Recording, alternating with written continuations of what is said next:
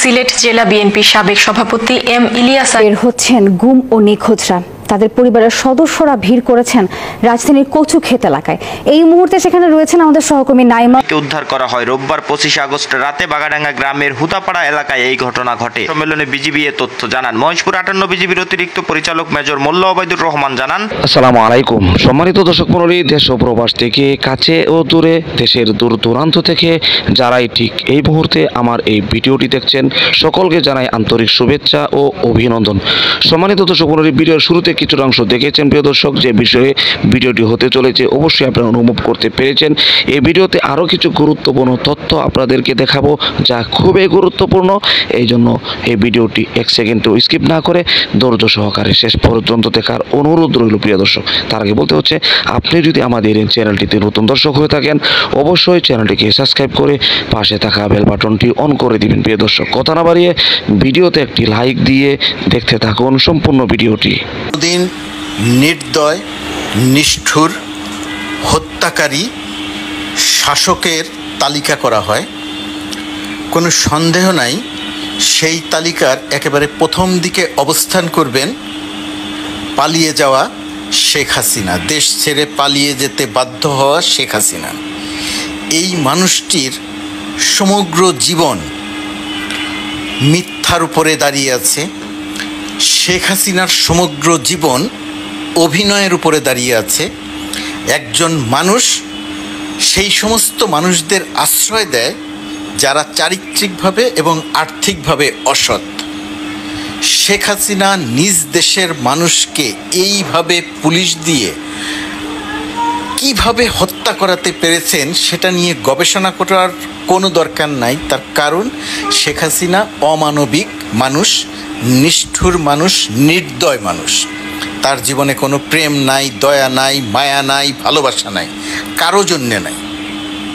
নিজের স্বামীর জন্যে ছিল না, নিজের সন্তানদের জন্যেও নাই, নিজেকে ছাড়া আর সে কাউকে ভালোবাসে না।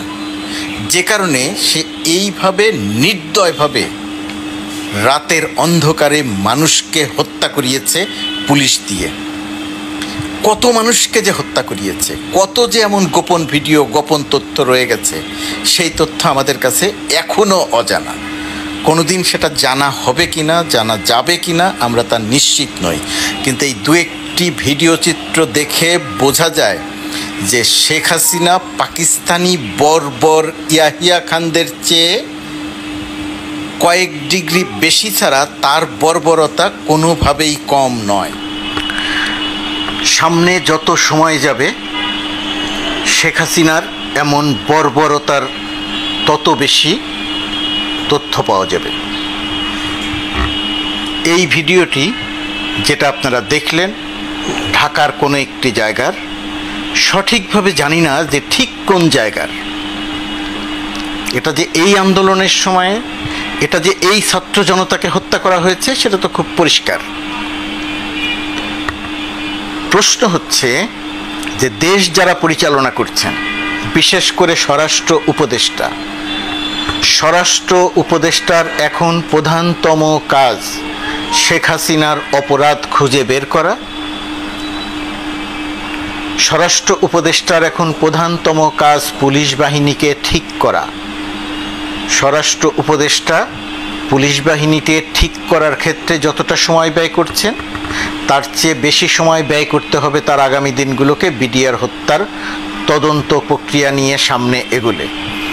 বিডিআর হত্যার ন্যায্য তদন্ত অবশ্যই হওয়া দরকার, কিন্তু এটা দীর্ঘ সময় সাপেক্ষ ব্যাপার।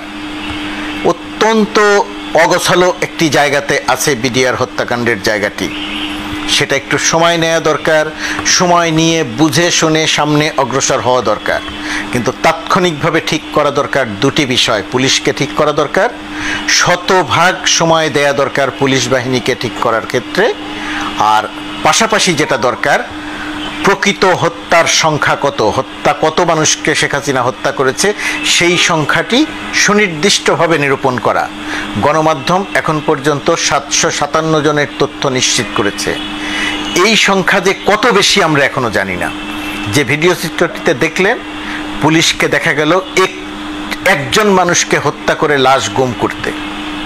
আশুলিয়ায় কমপক্ষে 7টি লাশ পুড়িয়ে দেয়। সিলেট জেলা বিএনপির সাবেক সভাপতি এম ইলিয়াস আলী এখনো বেঁচে আছেন এমন তথ্য ফেসবুক লাইভে জানিয়েছেন সিলেটের সিনিয়র এক সাংবাদিক। আর তার সাবেক পিএস ও সিলেট জেলা বিএনপির সাবেক যুগ্ম সম্পাদক মইনুল হকও মনে করেন তিনি এখনো বেঁচে আছেন। এ বিষয়ে বিস্তারিত দেখুন আমাদের সহকর্মী মোহাম্মদ আতিকুর রহমানের বিশেষ প্রতিবেদনে। 2012 সালের 17 এপ্রিল রাত 12টার দিকে সর্বশেষ দেখা যায় বিএনপি নেতা এম ইলিয়াস আলীকে হোটেল শেরাটনের লবিতে। এরপর কেটে গেছে দীর্ঘ এক যুগ। এই এক যুগেও উদ্ধার হয়নি এম ইলিয়াস আলীর গুম হওয়ার রহস্য। তিনি বেঁচে আছেন না তাকে হত্যা করা হয়েছে কিছুই জানা যায়নি এখনো। তবে এ মাসের শুরুতে ছাত্র আন্দোলনের মুখে সরকারের পট পরিবর্তনে এখন আশার আলো দেখছেন তার পরিবার ও অনুসারীরা। অনেকেই বিশ্বস্ত সূত্রে বরাত দিয়ে বলছেন এম ইলিয়াস আলী বেঁচে আছেন। তার মধ্যে অন্যতম সিলেট প্রেস ক্লাবের সাবেক সহ সভাপতি সিলেটের সিনিয়র সাংবাদিক আব্দুল কাদের তাবাদার। তিনি গতকাল ফেসবুক লাইভে এসে জোর দিয়েই বলেন এম ইলিয়াস আলী বেঁচে আছেন। ঢাকার একটি হাসপাতালে কড়া নিরাপত্তার মধ্য দিয়ে তার চিকিৎসা চলছে। ইলিয়াস আলী ভাইকে নিয়ে দেশে বিদেশে জল্পনা চলছে, উনি বেঁচে আছেন কিনা। আমার বিভিন্ন সূত্রে আমি কথা বলেছি, ইতিমধ্যে পারিবারিক সূত্র তার বা আমি যেটা মোটামুটি বুঝেছি, অনুধাবন করেছি, জেনেছি যে ইলিয়াস আলী বেঁচে আছেন। তবে উনি তার অবস্থা অত্যন্ত আশঙ্কাজনক, অত্যন্ত গুরুতর। তিনি কাউকে চিনেন না, কথা বলতে পারেন না, অজ্ঞান অবস্থায় পড়ে আছেন। এই অবস্থায় তাকে বিশেষ ব্যবস্থায় হাসপাতালে চিকিৎসা দেওয়া হচ্ছে। বিশ্বনাথে ওনার গ্রামের বাড়িতে দোয়া হয়েছে ওনার সুস্থতার জন্য, কিন্তু দোয়া হয়েছে উদ্ধারের জন্য না। এদিকে এম ইলিয়াস আলী বেঁচে আছেন কিনা তা জানতে যুক্তরাজ্য সফররত এম ইলিয়াস আলীর অত্যন্ত কাছের মানুষ বলে পরিচিত তার পিএস সিলেট জেলা বিএনপির সাবেক যুগ্ম সাধারণ সম্পাদক মোহাম্মদ মইনুল হকের মুখোমুখি হয় চ্যানেল এস। তার কথার সূত্র ধরে ধারণা করা হচ্ছে এম ইলিয়াস আলী হয়তো এখনো বেঁচে আছেন। আমি মোহাম্মদ মইনুল হক, আমি বাংলাদেশ থেকে যুক্তরাজ্যে সংক্ষিপ্ত সফরে এসেছি। আমি জননেতা এম ইলিয়াস আলী সাহেবের দীর্ঘদিনের একান্ত সহকারী ছিলাম এবং আমি সিলেট জেলা বিএনপির সাবেক যুগ্ম সম্পাদকের দায়িত্ব পালন করেছি। আমরা দৃঢ়ভাবে বিশ্বাস করি আমাদের প্রিয় নেতা এম ইলিয়াস আলী সাহেব এখনো জীবিত আছেন।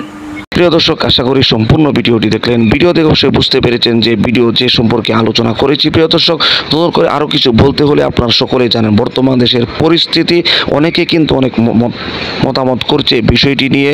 সেটি হলো দ্রব্যমূল্যের ঊর্ধ্বগতি থেকে শুরু করে প্রত্যেকটি পণ্যের দাম যে ঊর্ধ্বগতি ছিল এখনও পর্যন্ত আছেন।